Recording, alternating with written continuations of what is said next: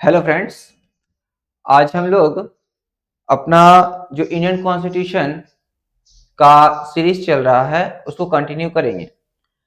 इसके पहले यानी इस चैप्टर के पहले आपको सबसे पहले बताया गया है, पहला वीडियो जो है इंडियन कॉन्स्टिट्यूशन भारतीय संविधान का पूरा जो हम लोगों का सीरीज चल रहा है उसमें पहले वीडियो में आपको बता दिया गया है केवल जो भारत का संविधान है, जो इंडियन कॉन्स्टिट्यूशन है, भारत का जो संविधान है उस भारत के संविधान का अवलोकन किया गया। यानी भारत के संविधान में क्या क्या है ये आपको बताए गए और उसी में आपको अनुसूचियां भी बताई गई, कितने शेड्यूल्स हैं इसके बारे में बताया गया, हिंदी इंग्लिश बोथ ही लैंग्वेजेस में। और जो दूसरा वीडियो रहा वो दूसरा वीडियो हम लोगों का भाग का रहा कि कितने भाग हैं, यानी इंडियन कॉन्स्टिट्यूशन में कितने पार्ट्स हैं, कितने भाग हैं। यानी जो टोटल आपका पुराना वाला लिया जाए 22 और नया लिया जाए तो ये भी संख्या हो गया 25 भाग के बारे में, जिसमें अवलोकन और 12 अनुसूचियां, पहले 8 अनुसूचियां थी और वर्तमान में 12 अनुसूचियां हैं, इसके बारे में वर्णन किया गया। और आज हम लोग स्टार्ट करेंगे भाग के साथ साथ जो है आर्टिकल्स के बारे में। आर्टिकल्स नंबर 1 से लेकर के आपको पूरे 470 प्लस जो आर्टिकल्स हैं इनके बारे में बताएंगे। जैसे 395 मूल कॉन्स्टिट्यूशन में जो है 395 ही है, लेकिन 395 उसका जो कॉन्स्टिट्यूशन का ढांचा है वो ढांचा में कोई परिवर्तन नहीं आया है, ये 395 ही लास्ट जाएगा। लेकिन इसके बीच में जो 1 है उसमें ए जोड़ दिया गया, फिर बी जोड़ दिया गया, फिर सी जोड़ दिया गया, या 1 2 3 ऐसे जोड़ दिया गया। ऐसे करते हुए वर्तमान में भी कुल कितने अनुच्छेद हो गए? 470। इन 470 अनुच्छेद को हम लोग एक एक करके अच्छे से पढ़ेंगे इस वीडियो में। यह वीडियो किसके लिए है? यह वीडियो जो है भारत में रहने वाले तमाम नागरिकों के लिए, वह अपने अधिकार को समझे, भारत के संविधान को समझे, नियम को समझे, एवं उनके लिए जो कंपटीशन की तैयारी करे, यानी कॉम्पिटिटिव एग्जाम का प्रिपरेशन कर रहे हैं, या वो कोई भी हो, यूपीएससी करे, बीपीएससी करे, या स्टेट बीसीएस का कोई भी करे, वनडे एग्जाम जैसे एसएससी का करे, रेलवे, बैंकिंग, इसके अलावे जो स्कूल में पढ़ रहे, स्कूलिंग कर रहे, क्लास 12 में है, उनके लिए भी ये लाभकारी है। 10th में ये सिलेबस पॉलिटिकल साइंस का नहीं आता, सीबीएसई में आता है, तो सीबीएसई के लिए भी है, सीबीएसई में जो पढ़ रहे हैं उनके लिए भी है। तो ओवरऑल देखा जाए, जो पढ़ाई कर रहे हैं उनके लिए भी, जो नहीं पढ़ रहे हैं उनके लिए भी, सबके लिए ये इंडियन कॉन्स्टिट्यूशन, भारतीय संविधान समझने का एक अच्छा सा प्लेटफॉर्म है। आप इस वीडियो को देखिए, अच्छा लगे अपने दोस्तों के साथ भी शेयर कीजिए, अपने बंधुओं के साथ शेयर कीजिए, ताकि उन्हें भी अपने अधिकार और अपने कर्तव्यों का पता चले एक नागरिक होने के नाते। तो चलिए हम लोग स्टार्ट करते हैं, ज्यादा बात नहीं करते। इस टॉपिक में हम लोग क्या क्या पढ़ने वाले हैं आपको पहले बता दिए।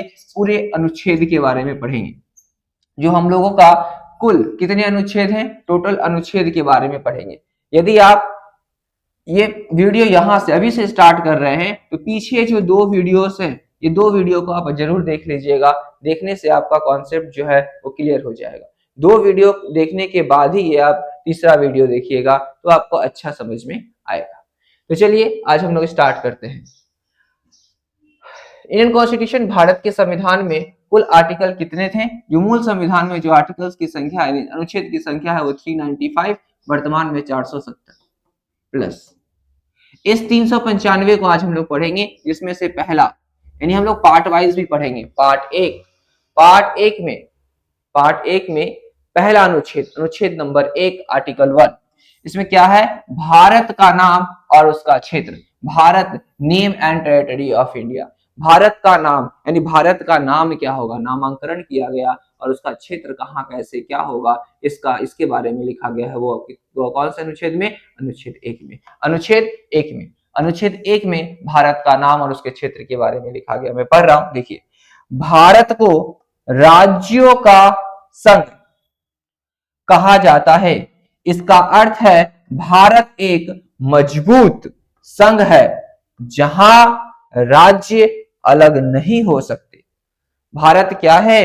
भारत जो है, भारत एक मजबूत संघ है, भारत एक मजबूत संघ है जहां राज्य अलग नहीं हो सकते। इससे कोई भी राज्य, जैसे कहा जाए आपका बोलचाल की भाषा में, हम लोग पॉलिटिकल साइंस में राज्य का मतलब देश होता है, तो राज्य के बारे में आप समझ रहे होंगे, राज्य मतलब हो गया, पॉलिटिकल साइंस की भाषा को छोड़ दे तो राज्य ऐसे समझा जाता है state, UP, Bihar, west Bengal, Haryana, Chhattisgarh, Tamil Nadu, ये सभी जो है राज्य है।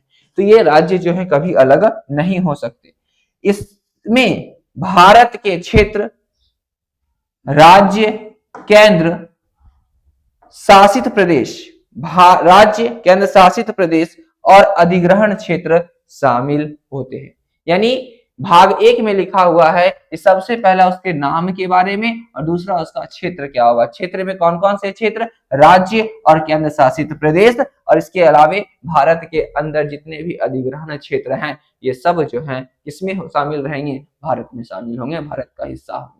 ये किसमें लिखा है, तो अनुच्छेद 1 आर्टिकल 1 में लिखा हुआ। समझ में आया।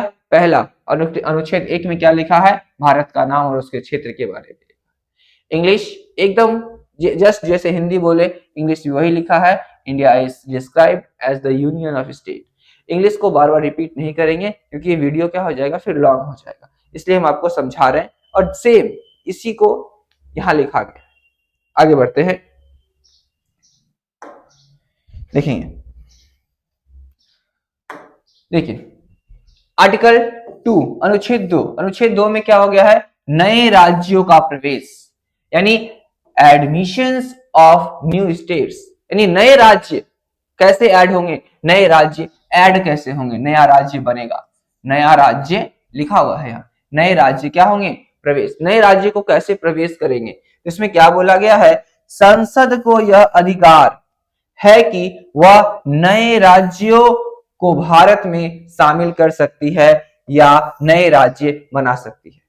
यानी क्या बोला गया कि पार्लियामेंट जो है, हमारी जो संसद है, दिल्ली की में जो संसद भवन है, ये संसद के पास ये अधिकार है कि वह जो है नए राज्यों का निर्माण कर सकती है, नए राज्य बना सकती है, किसी नए राज्य को शामिल कर सकती है। यानी मानिए भारत की जो सीमा है, पूरे भारत नहीं बना रहे हैं, भारत आधा, भारत का दक्षिणी हिस्सा बना रहे हैं, यानी मानिए भारत की सीमा है, भारत की सीमा में ये वाला हिस्सा मानिए भारत को मिलाना है, तो भारत में क्या हो सकते हैं, शामिल हो सकते हैं, मिलाए जा सकते हैं। या फिर मानिए कि भारत का ही कोई क्षेत्र है, सपोज लिया जाए उत्तर प्रदेश, उत्तर प्रदेश का बहुत बड़ा, उत्तर प्रदेश एक बहुत बड़ा एरिया है, यदि इसको अलग कर दिया जाए, एक को पश्चिमी उत्तर प्रदेश और एक को पूर्वी उत्तर प्रदेश यदि बनाया जाए, तो यह अधिकार जो है ये किस कहां पर होगा और किस आर्टिकल्स में लिखे हैं, किस जरिए, किस माध्यम से होगा, ये किसमें होगा, अनुच्छेद 2 में ये सारे प्रावधान, सारे बातें लिखी हुई है।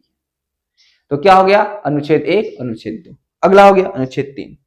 अनुच्छेद 3 में लिखा है नए राज्यों का निर्माण, नए राज्यों का निर्माण, फॉर्मेशन ऑफ न्यू स्टेट्स। फिर से रिपीट करें, देखिए 2 में क्या लिखा हुआ था, नए राज्यों का प्रवेश, न्यू राज्य का एडमिशन, प्रवेश कैसे होगा, प्रवेश के बारे में लिखा है, किस पद्धति से वो प्रवेश करेंगे। और तीसरा में लिखा हुआ है इसका निर्माण कैसे होगा, फिर उसका फॉर्मेशन कैसे होगा, उसको गठित कैसे किया जाएगा। और आर्टिकल 4 जो है, आर्टिकल 4 अनुच्छेद 2 और 3 के अंतर्गत लागू है। अनुच्छेद 4 जो है, आर्टिकल 4 जो है, लॉस अंडर आर्टिकल 2 एंड 3, यानी इसमें क्या बोला गया, अनुच्छेद 2 और 3 के तहत बनाए गए कानून संविधान संशोधन नहीं माने जाते। कहने का सीधा सा तात्पर्य है, जो अनुच्छेद 2 और अनुच्छेद 3 के अंतर्गत जो कानून बनाए जाएंगे वो क्या होगा, संविधान संशोधन के अंतर्गत शामिल नहीं होगा। सीधा सा कहने का मतलब है कि आर्टिकल 4 जो है, ये कानून जो है 2 और 3 के अंतर्गत आएंगे। आगे बढ़ते हैं, हम लोगों का पहला टॉपिक हो गया, पहला हम लोगों का क्या था, भाग 1। भाग 1 में, भाग 1 पार्ट 1 जो था, पार्ट 1 में किसके बारे में बताया गया था, नेम एंड टेरिटरीज के बारे में। भाग 1 में कितना से कितना अनुच्छेद होता है, 1 से 4 अनुच्छेद। अब हम आते हैं भाग 2। भाग 2 पार्ट 2 में किसके बारे में है, सिटीजनशिप के बारे में। भाग 2 में नागरिकता के बारे में। यह संविधान का अनुच्छेद 5 से लेकर 11 तक का वर्णन है, 5 से लेकर 11 तक का वर्णन है, यानी नागरिकता के बारे में 5 से 11 तक का वर्णन है, देख लेंगे। 5 में क्या लिखा हुआ है? 5 में लिखा हुआ है प्रारंभ में नागरिकता।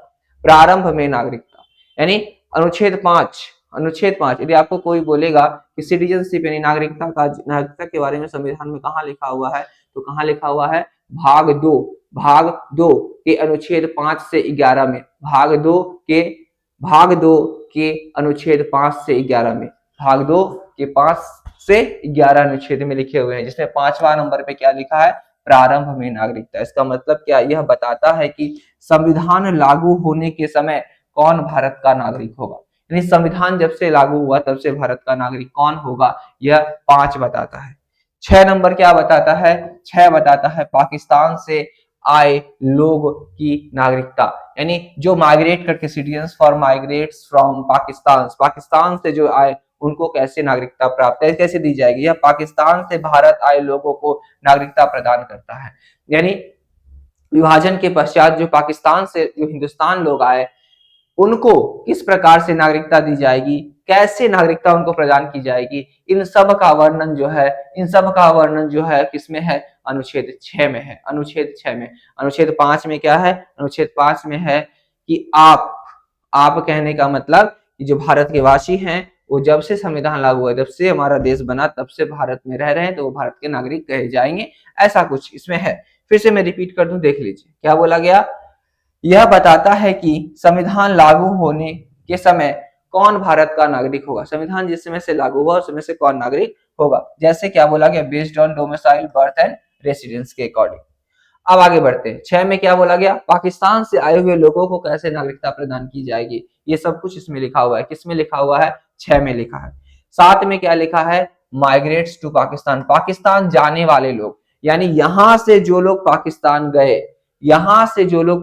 गए, क्या बोला गया है कि जो लोग 1 मार्च 1947 के बाद पाकिस्तान चले गए वे भारतीय नागरिक नहीं माने जाएंगे जब तक वे वापस विशेष अनुमति से ना आए। कहने का तात्पर्य क्या है? कहने का तात्पर्य है कि 1 मार्च 1947 के बाद जो व्यक्ति पाकिस्तान चले गए वह भारत के नागरिक नहीं कहे जाएंगे।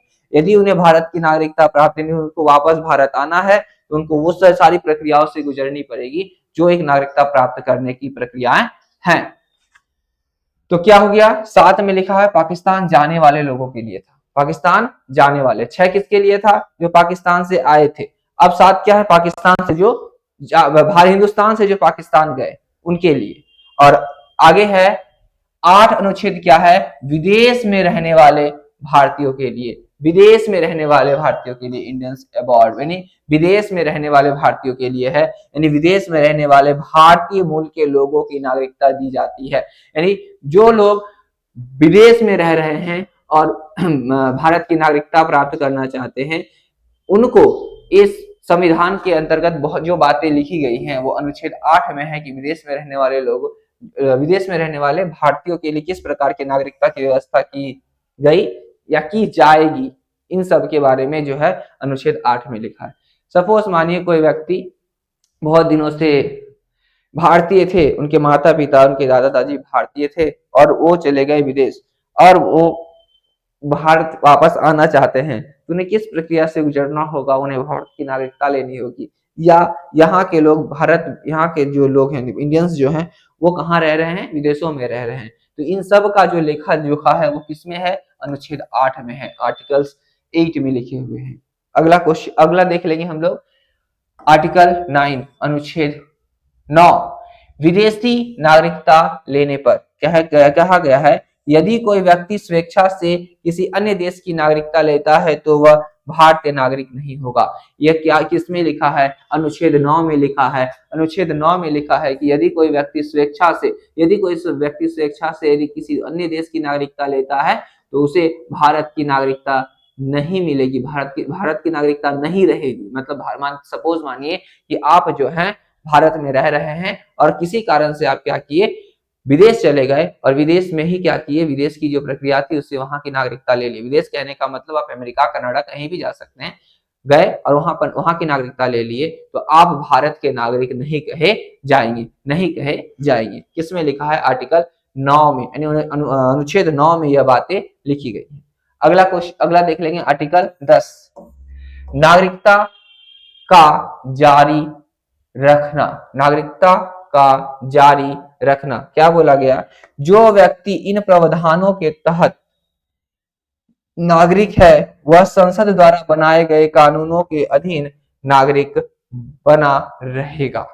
कहने का तात्पर्य, जो व्यक्ति भारत का नागरिक है, जो पैमाना दिया गया है, जो संसद ने कानून बनाया है, उस कानून के पैमाने के अंदर जो व्यक्ति आ रहा है वो जो है भारत का नागरिक रहेगा। ये किसमें लिखा हुआ है? अनुच्छेद 10 में लिखा है। अनुच्छेद 10 में लिखा है कि जो व्यक्ति भारत में है और वो संविधान द्वारा बनाए गए कानूनों के अनुसार है तो वह भारत का नागरिक होगा। अगला देख लेंगे, अगला हो गया। अब सुनिए, कितना तक देखिए हम लोग? 1 से 10। अब देखिए क्या बोला गया, 1 से 10 के बाद कंक्लूजन दिया गया। कंक्लूजन क्या है? देखिए, अनुच्छेद 1 से 10 में भारत की मूल संरचना तय करती है। इसमें क्षेत्र और नागरिकता की परिभाषा दी गई है और यह संविधान को समझने के लिए बहुत महत्वपूर्ण है। यानी 1 से 10 तक आपको आसानी से समझा दिया गया कि 1 से 10 तक क्या क्या बात, 11 आपको बताएंगे। 1 से 10 तक में क्या हो गया? 1 से 4 तक आपको क्या बताया गया? भारत का नाम, भारत के नाम के बारे में और उसके क्षेत्र के बारे में। और दूसरा जो था वो 5 से लेकर के अभी 10 तक पढ़ेंगे, 11 पढ़ेंगे, 10 तक जो है ये क्या है? नागरिकता के बारे में। किसके बारे में? नागरिकता के बारे में, यानी नागरिकता के बारे में दिया हुआ है 1 से 10 तक। आगे बढ़िए, 11 से 35 क्या है? 1 से 10 तक में कोई दिक्कत नहीं होगा, उम्मीद करते हैं। अब हम लोग 11 से 35 पढ़ेंगे। इन आर्टिकल्स कितने से कितने तक? 11 से 35 तक। अनुच्छेद 11 से 35। 11 में क्या लिखा हुआ है? देखिए, संसद को नागरिकता से संबंधित कानून बनाने का पूरा अधिकार है, जैसे नागरिकता प्राप्त करना या समाप्त करना। यानी लास्ट जो हम लोग क्या आपको जो बोले कि यहां पर संविधान 10 में क्या है? नागरिकता जारी रहेगा। यानी कौन? संसद द्वारा बनाए गए कानूनों के लिए आधार पर है। जो संसद कानून बना रही है उसके आधार पर आप भारत के नागरिक हैं, यथावत बने रहेंगे। जो कानून संसद बना रही है उसके आधार पर। 11 नंबर जो आर्टिकल है, 11 नंबर आर्टिकल में क्या बोला गया? 11 नंबर आर्टिकल में बोला गया कि संसद द्वारा नागरिकता से संबंधित कानून बनाने का पूरा अधिकार, यानी संसद को यह पूरा अधिकार है कि नागरिकता को लेकर के कानून बना सकती है और क्या कर सकती है? नागरिकता प्राप्त करने का और नागरिकता समाप्त करने का नियम बना सकती है। संसद के पास यह अधिकार है। यह अधिकार कौन देता है? यह अधिकार संविधान का अनुच्छेद 11 देता है। संविधान का अनुच्छेद 11 देता है। भाग 2 के संविधान के अनुच्छेद 11 में यह बात लिखा है कि संसद जो है कानून बनाकर भारत की नागरिकता तय कर सकती है, किसे भारत नागरिकता देनी है और किसकी नागरिकता जो है वो छीननी है या किसकी नागरिकता नहीं देनी है। यह तय कौन करेगा? भारत की संसद। तो तमाम आपको बता दिए 2 चीजें, भाग 1 और भाग 2 कंप्लीट हुआ। भाग 1 में भारत के संविधान, भारत जो है भारत के नाम यानी राज्यों के नाम, भारत का नाम, केंद्र शासित प्रदेश का नाम और उसका क्षेत्र, इन सब का वर्णन है। भाग 2 में क्या है? भाग 2 में भारतीय नागरिकता के बारे में है, यानी नागरिकता के बारे में तमाम बातें लिखी हुई हैं 5 से लेकर 11 तक। उम्मीद करते हैं समझ में आया। अब हम लोग आ जाते हैं भाग 3, फंडामेंटल राइट्स यानी मौलिक अधिकार। मौलिक अधिकार आपको इसलिए जानना जरूरी है क्योंकि यदि आप मौलिक अधिकार नहीं जानेंगे, अपने अधिकार को नहीं जानेंगे, तो फिर भारत आप अपने अधिकार से वंचित रहेंगे। इसलिए आपको यह पता होना चाहिए कि हमारा अधिकार क्या है, फंडामेंटल राइट्स क्या है। हम यदि किसी मंत्री को चुनने का अधिकार भी हमारे पास है। हम कोई भी कार्य करें उसमें किस प्रकार का कार्य कर सकते हैं, यह भी अधिकार मेरे पास है। इन सब चीजों को जानना बहुत जरूरी है। इसलिए देखेंगे सबसे पहले क्या बोला गया अधिकार के बारे में, कहां से कहां तक लिखा हुआ है? 12 से 35 तक यह बातें लिखी हुई है भारत के संविधान में। संविधान में मौलिक अधिकार कहां से कहां तक है? 12 से 35 तक। 12 से 35 तक देखिए, 12 से 35, अनुच्छेद 12 से 35 तक व्यक्ति की गरिमा और स्वतंत्रता के लिए आवश्यक अधिकार प्रदान किए गए हैं। उनकी क्या आवश्यकताएं हैं और उनकी क्या गरिमा है, इन सब को प्रदान किए गए हैं। कहां से कहां तक? अनुच्छेद 11 से 35। कहां से कहां तक? अनुच्छेद 11 से 35। तो चलिए हम लोग अनुच्छेद 11 से 12 से 35, 11 तक तो कंप्लीट हो गया, तो 12 से 35 में अब देखिए अनुच्छेद 12 में क्या लिखा है। अनुच्छेद 12 में लिखा हुआ है राज्य की परिभाषा। क्या लिखा हुआ है? Definition of states. अनुच्छेद 12 में क्या लिखा हुआ है? राज्य की परिभाषा लिखा है। इसमें राज्य की परिभाषा दी गई है जिसमें सरकार और उनकी संस्थाएं शामिल है। अनुच्छेद 12 क्या लिखा हुआ है? अनुच्छेद 12 में राज्य की परिभाषा, राज्य कौन होगा, क्या होगा, कैसे होगा, इन सब का वर्णन किसमें है? स्टेट का डिफिनेशन दिया गया है किसमें? अनुच्छेद 12। अगला देखेंगे अनुच्छेद 13। अनुच्छेद 13 में क्या लिखा हुआ है? अधिकारों के विरुद्ध कानून। अधिकारों के विरुद्ध कानून। अधिकारों के विरुद्ध कानून अनुच्छेद 13 में। अनुच्छेद 13 में क्या है? अधिकारों के विरुद्ध कानून। यदि जो हमारा अधिकार है उसके विरुद्ध किस प्रकार के कानून होंगे, जो अधिकार दिए गए हैं, मौलिक अधिकार है, उसके विरुद्ध कानून भी बनाने का, यानी जो संविधान निर्माता थे वो अधिकार दिए लेकिन कानून भी बना सकते हैं, ऐसा भी उन्होंने लिखा है।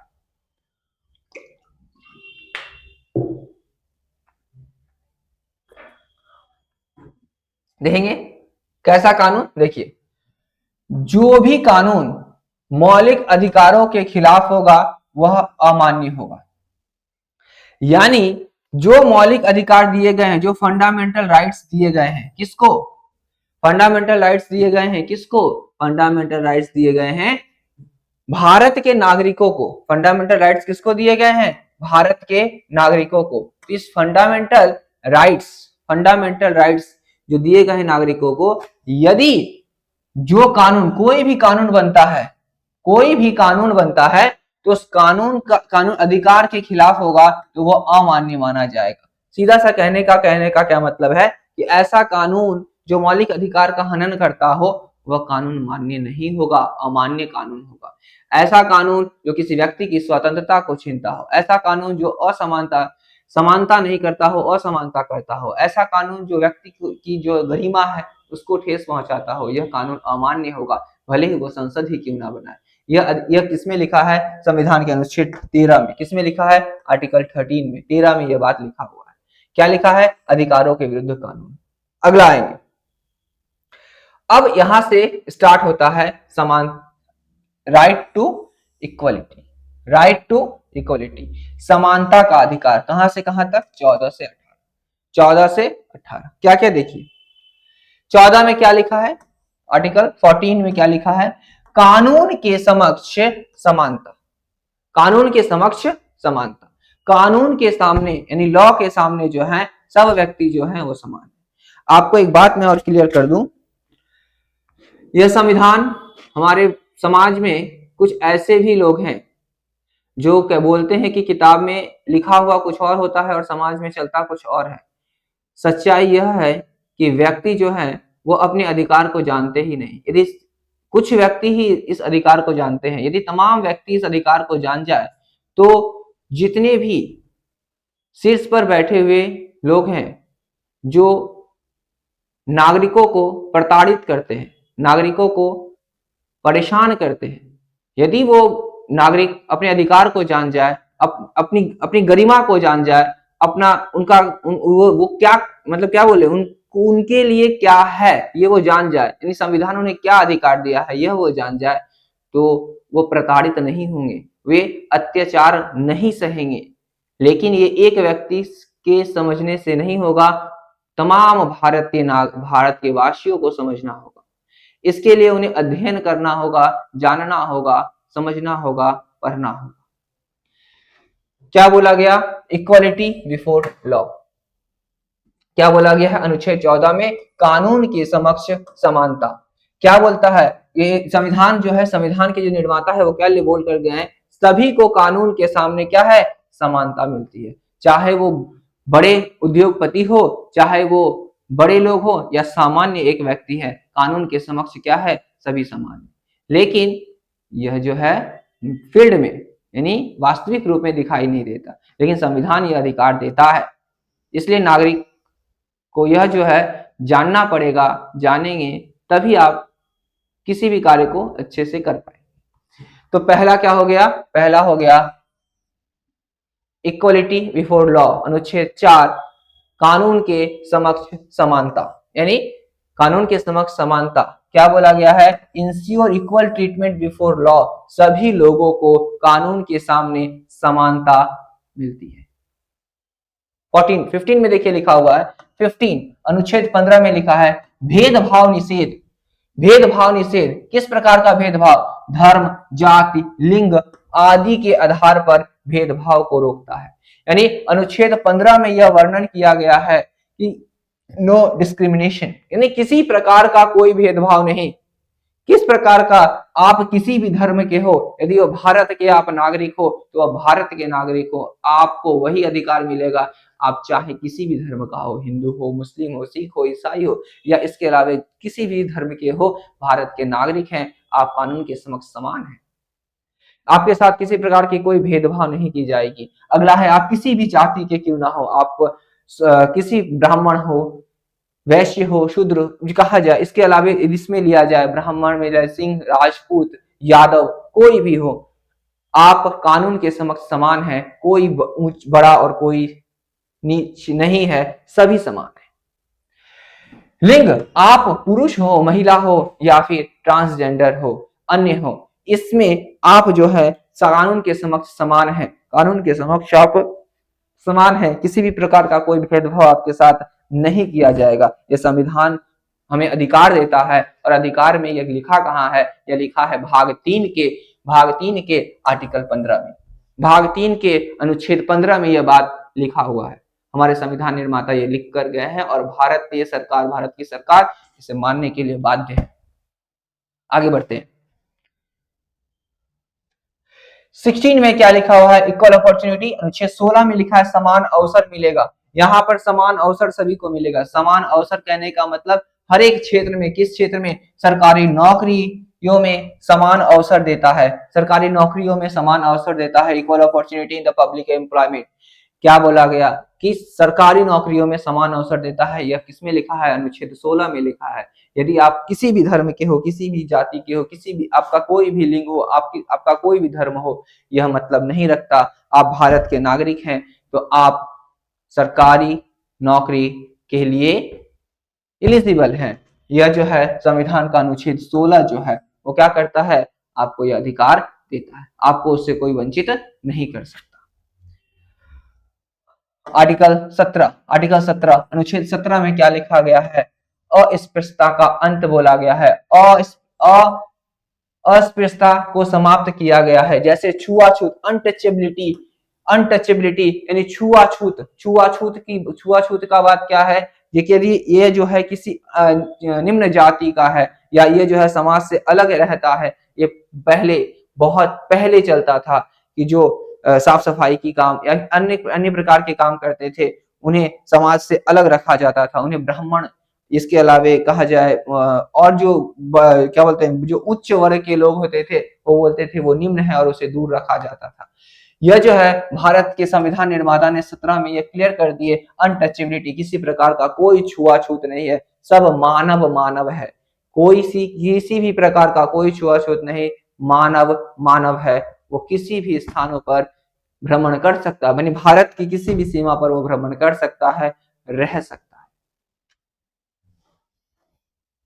आगे आर्टिकल 18 अनुच्छेद 18 में लिखा है उपाधियों का अंत। उपाधियों का अंत मतलब सरकारी उपाधियों को समाप्त करता है। यानी शिक्षा और सेना, फिर से मैं रिपीट कर दूं, शिक्षा और सेना के क्षेत्र में, यानी 2 क्षेत्र में उपाधियां दी जाती हैं। इसके अलावे सरकार किसी प्रकार की कोई भी किसी को उपाधि नहीं दे सकती, जैसे राय बहादुर की उपाधि एक्सेट्रा जो उपाधियां मिलती थी पहले, सर की उपाधि ब्रिटिश शासन काल में, अब जो है किसी को किसी प्रकार की कोई उपाधि नहीं दी जाती, नहीं देने का अधिकार है। यदि किसी को राय बहादुर, इन सब का जो उपहार है, इन सब उपाधियों को क्या किया गया? समाप्त कर दिया गया। यानी कोई व्यक्ति भी कोई उपाधि का पात्र नहीं। उपाधि किस क्षेत्र में मिलता है? केवल 2 क्षेत्रों में, एक सेना और दूसरा शिक्षा। इसके अलावा और भी हैं, फिल्म में मिलता है। फिल्म ही क्या है? एक सामाजिक गतिविधियां हैं, सामाजिक गतिविधियों को लेकर भी उपाधि मिलता है। उपाधि का कहने का मतलब नाम के पहले जो जुड़ता है, पढ़ने के बाद, पढ़ाई करने के बाद नहीं, अलग से दिया जाता था, उसको समाप्त कर दिया गया। यहाँ थोड़ा समझिएगा, समाप्त कर दिया गया। किसको कर दिया गया? राय बहादुर। जैसे कोई गवर्नमेंट उपाधि दे देती थी किसी व्यक्ति को, इस प्रकार का नहीं होगा। आगे बढ़ते हैं। यहाँ यदि आपको समझ में आए तो आप कमेंट कीजिएगा, मैं इसको लेकर एक सेपरेट वीडियो बना करके आपको समझा दूंगा। अब आते हैं आर्टिकल 19 से 22। फिर से मैं रिपीट कर दूं आपको, मैंने अनुच्छेद 14 से 18 पढ़ा दिया। ये किसका अधिकार था? समानता का अधिकार, यानी सब क्या है? समान है। फिर से मैं रिपीट कर दे रहा हूँ, 14 में लिखा गया इक्वलिटी बिफोर लॉ, अनुच्छेद 14 में लिखा है कि कानून के समक्ष क्या है? सब समान है। कानून के सामने सभी क्या है? सभी समान है। 15 में लिखा हुआ है कि किसी प्रकार का कोई भेदभाव नहीं, सब व्यक्ति, भेदभाव निषेध, भेदभाव को मना किया गया। भेदभाव या वो किसी भी धर्म के हो, किसी भी जाति को, अब किसी भी रिलीजन के हो, किसी भी कास्ट के हो, किसी भी जेंडर के हो, एक्सेट्रा, आप आदि के आधार पर भेदभाव को रोकता है। आपको किसी भी प्रकार का कोई भेदभाव जो है वो नहीं किया जाएगा। भारतीय संविधान में यह अधिकार दिया है। अगला है 16 में इक्वलिटी, इक्वल अपॉर्चुनिटी है, समान अवसर है। किसमें? सरकारी नौकरियों में समान अवसर एवं तमाम क्षेत्रों में समान अवसर की बात कही गई है अनुच्छेद 16 में। अनुच्छेद 17 में बात कहा गया है अस्पृश्यता को समाप्त किया गया, यानी छुआछूत, अनटचेबिलिटी को क्या किया गया है? समाप्त किया गया है। 18 में जो है उपाधियों को अंत किया गया, किसी प्रकार का जो है सरकार जो है उपाधियां समाप्त कर, सरकारी उपाधि जो है सो क्या कर दिया गया? समाप्त कर दिया। एग्जाम्पल में आदि है राय बहादुर की उपाधि, सर की उपाधि, ये सभी ब्रिटिश शासन काल में दिया जाता था, इसको समाप्त कर दिया गया। अब हम आते हैं 19 से लेकर के 22 तक। ये क्या है? यह है स्वतंत्रता का अधिकार। आप स्वतंत्र हैं। किस प्रकार की स्वतंत्रता? आपको स्वतंत्रता का अधिकार है। ये आर्टिकल 19, आर्टिकल 19, आर्टिकल 19 में लिखा है 6 स्वतंत्रता। क्या बोला गया है? 6 स्वतंत्रताएं में freedom of speech, freedom of speech में भाषण, आवागमन, व्यवसाय आदि की स्वतंत्रता देता है। क्या? Freedom of speech, movement, professions etcetera. यानी स्वतंत्रता का अधिकार है कि आप भारत के नागरिक हैं तो भारत की सीमा में आप क्या कर सकते हैं? आप क्या कर सकते हैं? फ्रीडम ऑफ स्पीच, आप अपनी बातों को रख सकते हैं, आप अपनी बातों को रख सकते हैं। लेकिन यह ध्यान रहे, संविधान हमें अधिकार के साथ साथ कुछ कर्तव्य भी दिए हैं। मैं कर्तव्य भी बताऊंगा। तो अभी तक मैं आपको अधिकार बता रहा हूं। आपको यह अधिकार है कि आप जो है संविधान के दायरे में रह करके, जो संविधान में बातें लिखी गई है, कानून में, कानून के दायरे में रह करके आप स्वतंत्र हैं। क्या करने के लिए? स्पीच देने के लिए, भाषण देने के लिए। दूसरा है आप कहीं भी मूवमेंट कर सकते हैं। क्या कर सकते हैं? कहीं भी मूवमेंट कर सकते हैं, यानी भाषण दे सकते हैं, आवागमन कर सकते हैं। भारत की सीमा में आप कहीं भी घूम सकते हैं। आपको किसी भी प्रकार का कोई प्रावधान, क्या किसी भी प्रकार की कोई रुकावटें नहीं होगी। अगला है व्यवसाय। आप किसी भी प्रकार का कोई भी बिजनेस, किसी भी प्रकार का, कहने का मतलब गैर कानूनी नहीं, कानूनी कोई भी व्यवसाय जो है कर सकते हैं। उसमें कानूनी व्यवसाय जो है वो कानून जो मान्यता प्राप्त व्यवसाय है वो आप कर सकते हैं, इलीगल नहीं। और स्वतंत्र आप आदि की स्वतंत्रता देता है। आर्टिकल कितने में लिखे हैं? आर्टिकल 19 में लिखा है फ्रीडम। 20 में क्या लिखा है? देखिए 20 में लिखा है आर्टिकल 20, अनुच्छेद 20 में लिखा है अपराध।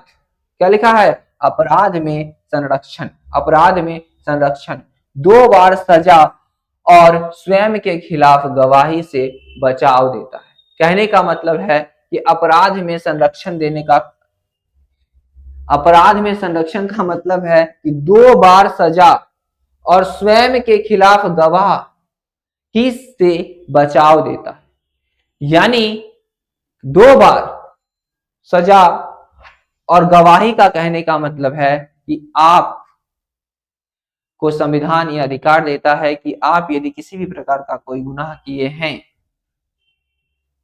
तो 2 बार आपको सजाएं दी गई है, तो स्वयं के खिलाफ जो है वो गवाही से बचा कर, मतलब अपने गुनाह के खिलाफ जो है गवाह रख सकते हैं। यानी हमने यह गुनाह नहीं किया, आप गवाह रख सकते हैं। कहने का सीधा सा तात्पर्य है, व्यक्ति जो है यदि किसी प्रकार से कोई घटना घट जाता है उनके खिलाफ और उनके ऊपर किसी गलत केस या गलत आरोप लगते हैं तो आरोप से बचने का अब आरोप से बचने के लिए आप क्या कर सकते हैं, गवाह रख सकते हैं। इस प्रकार का प्रावधान जो है आपको देता है कौन, आर्टिकल 20। अगला देखेंगे 21 में क्या है, 21 में है अनुच्छेद 21 में जीवन का अधिकार। जीवन का अधिकार क्या है, जीवन का अधिकार है जीवन और व्यक्तिगत स्वतंत्रता की रक्षा करता है, जिसको निजता का अधिकार भी बोलते हैं। आर्टिकल 21, आर्टिकल 21 आपको क्या करता है, आर्टिकल 21 आपको क्या करता है, पर्सनल लिबर्टी देता है। पर्सनल लिबर्टी देता है जीवन और व्यक्तिगत स्वतंत्रता, यानी आप जीवन में क्या करेंगे, आप क्या क्या निर्णय लेंगे, क्या खाएंगे, क्या पहनेंगे, ये सब का अधिकार जो है आपको संविधान का अनुच्छेद 21 देता है। राइट टू लाइफ, क्या, जीवन का अधिकार। जीवन में यह अधिकार है कि आप क्या करेंगे, ये सभी अधिकार कौन दे रहा है, ये अनुच्छेद 21 दे रहा है। आगे बढ़ेंगे 21A। अब गौर से बात सुन लीजिए, जो आपको बोले कि संविधान का अनुच्छेद जो है वो कुल कितने हो गए, 470 प्लस। तो ये जो लिखा है 21A, ये बाद में आकर के जुड़ा है, बाद में आकर के जुड़ा है। तो मूल ढांचा जो है वो 395 का होगा, लेकिन जो बीच में ऐड होंगे इसको मिलाकर के 470 होंगे। तो क्या है, 21A में है राइट टू एजुकेशन, अनुच्छेद 21 में है शिक्षा का अधिकार। शिक्षा का अधिकार ये जोड़ा गया है, 6 से 14 वर्ष तक के बच्चों को मुफ्त शिक्षा दी जाती है। यह अधिकार है भारत में कि भारत के जो बच्चे हैं, भारत के जो नागरिक हैं, भारत के जो 6 से 14 वर्ष के बच्चे हैं, इन्हें सरकार मुफ्त शिक्षा देगी। यह किसमें लिखा गया है, यह लिखा गया है आर्टिकल 21A में, 21A में, 21A में यह बात लिखा है कि 6 से 14 वर्ष के बच्चों को मुफ्त शिक्षाएं दी जाएगी। 21 क्या था, निजता का अधिकार था, किसमें, 21 में, अनुच्छेद 21 में। 20 में क्या था, 20 में था कि आप अपने आरोप के खिलाफ जो है वो गवाह रख सकते हैं। अगला है 22, अनुच्छेद 22 में क्या लिखा है कि गिरफ्तारी से संरक्षण, यानी गिरफ्तारी के समय अधिकार देता। कहने का मतलब है यदि कोई व्यक्ति गिरफ्तार नहीं होना चाहता है, वहां पर वो क्या कर सकता है, क्या कर सकता है, आप वकील से बात करके, कहने का मतलब है वकील से बात करके या किसी प्रकार का मेडिकल या अन्य प्रकार का जो भी प्रावधान है, उन सभी प्रावधान को करके वो गिरफ्तारी से बच सकता है। ये किस में दिए गए हैं, अनुच्छेद 22 में दिए गए हैं, अनुच्छेद 22 में दिए हैं कि वो गिरफ्तारी से बच सकता है। अगला, अब आते हैं 23 से 24। 23-24 में क्या है, पहले 22 तक क्लियर हुआ, अब देखते हैं 23-24 में क्या है। 23 से 24 में है शोषण के विरुद्ध अधिकार, राइट अगेंस्ट, क्या बोला गया है, एक्सप्लॉयटेशन, यानी शोषण। पहले शोषण और अत्याचार हुआ करता था, ये शोषण यदि आपके ऊपर किसी भी नागरिक के ऊपर हो रहा है तो वो भारत की संविधान ये अधिकार देता है कि कोई किसी का शोषण नहीं कर सकता, कोई किसी का शोषण नहीं कर सकता। यह संविधान के अनुच्छेद 23-24 में लिखा हुआ है। 23 में क्या लिखा है, देखिए 23 में लिखा है, अनुच्छेद 23 में यह लिखा है कि मानव तस्करी पर रोक, मानव तस्करी पर bans human trafficking forced labour, यानी मानव तस्करी और जबरन श्रम पर रोक लगाता है। अनुच्छेद कितना, अनुच्छेद 23। अनुच्छेद 23 रोक लगाता है कि आप किसी से जबरन काम नहीं करवा सकते, आप किसी व्यक्ति की बिक्री नहीं कर सकते। जैसे दास प्रथाओं में क्या था कि दासों को बेचा जाता था, लेकिन जो है संविधान का अनुच्छेद यह हमें अधिकार देता है। 23 में लिखा हुआ है कि कोई भी व्यक्ति किसी भी व्यक्ति को बेच नहीं सकता है, कोई व्यक्ति किसी भी व्यक्ति से जबरन काम नहीं करवा सकता। यदि वो व्यक्ति काम करने के लिए इच्छुक है तो वो काम करेगा, और यदि व्यक्ति काम करता है तो उसे उचित आपको क्या करना होगा, जीवन उपार्जन के लिए आपको जो भी वो आर्थिक क्रियाएं कर रहा है आपको क्या करना पड़ेगा, उन्हें वेतन या उन्हें जो भी आपको देना पड़ेगा, जो भी उनका वेजेस होता है, जो भी उनका दिहाड़ी होता है वो आपको देना पड़ेगा। क्या बोला गया है कि आर्टिकल 23 बोलता है, आर्टिकल 23 बोलता है कि मानव की तस्करी और जबरन श्रम पर क्या करता है, ह्यूमन ट्रैकिंग और फोर्स लेबर को बैन करता है। अगला देखेंगे आर्टिकल 24 क्या बोलता है, नो चाइल्ड लेबर, यानी अनुच्छेद 24 बोलता है बाल श्रम निषेध। क्या बोला गया है कि बच्चों, क्या बोला गया है, खतरनाक कामों में बच्चों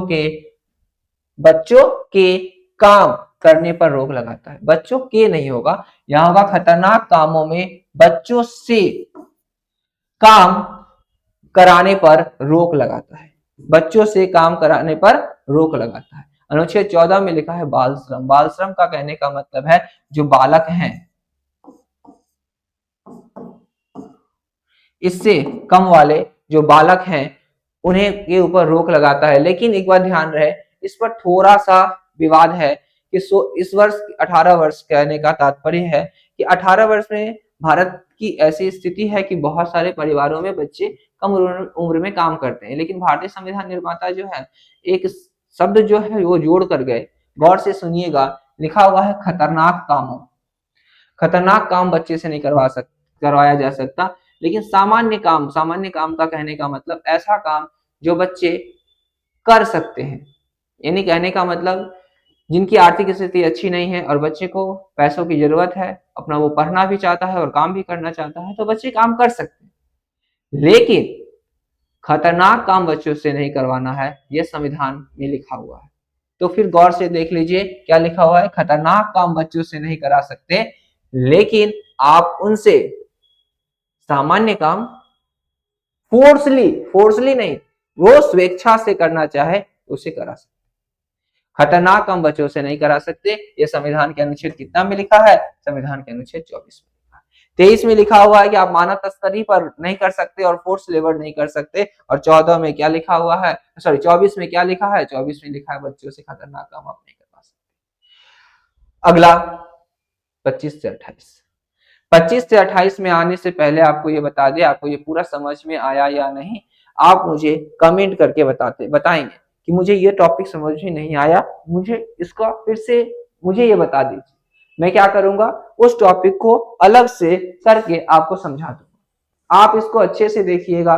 यह सीरीज बनाने का मेरा उद्देश्य है एग्जाम के पर्पज से तो सही है, एग्जाम वाले जो एग्जाम दे रहे हैं उनके लिए भी लाभकारी होगा, जो एग्जाम नहीं भी दे रहे उनके लिए भी लाभकारी होगा। वो देखिए और समझे, अपने अधिकारों को जाने। मैं एक बार चेक कर लूं, हाँ सब ठीक है। चलिए आगे देखेंगे, राइट टू रिलीजियस, यानी 25 से 28, यानी आज हम लोग 24 तक रखते हैं क्योंकि लंबा वीडियो हो जाएगा और हम लोग अगले दिन मिलेंगे एकदम वीडियो 2 के साथ। तो तब तक आप देखिए, यदि आपको कोई भी क्वेश्चन है तो आप मुझे कमेंट करके जरूर पूछिएगा, मैं उस सेपरेट टॉपिक पर जरूर बनाऊंगा। तो आज के लिए इतना ही, देखिए समझिए, धन्यवाद, जय हिंद।